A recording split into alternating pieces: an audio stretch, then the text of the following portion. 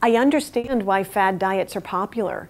You know, cabbage soup diet or ultra low carb or, you know, whatever it is, the diet of the month or 500 calorie diets, which are kind of popular right now. The reason they're popular is because people try to do what they've been told you're supposed to do.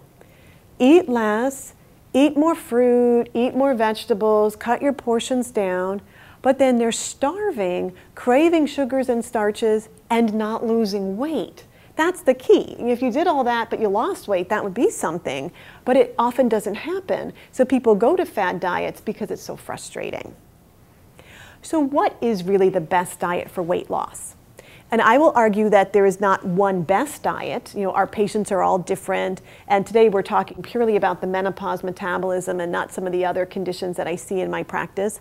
But I find that the menopause metabolism is so common and insulin resistance is so common that it responds very, very well to a very simplified type of diet that I use in my practice with good results. But the macronutrients, which I mean the protein, the carbohydrate, and fat, really needs to be adjusted to each person based upon what's going on in their lives, with their medical history, but also based upon their lab work.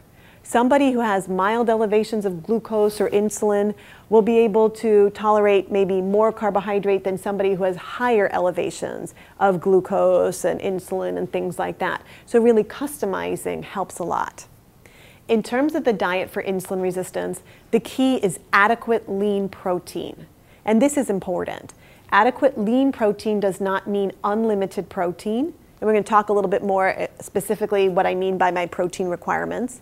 It's a controlled carbohydrate diet, which does not mean a no-carb diet. A lot of people have been on really, really low-carb diets, and if you have a breath mint, you're out of ketosis and all is lost. And indeed, that's not true. You can have certainly healthy carbohydrates in your diet, but they have to be the right amount throughout the day and the right amount at each meal based upon what's happening in your chemistry. And when I was growing up and when I was a teenager in the 80s, you know, fat was the enemy. That fat was bad. Avoid fat at all costs. But we know differently now that healthy fats are actually good for us. They can be calorie dense, but they are an important part of a healthy diet and an important part of a diet for weight loss.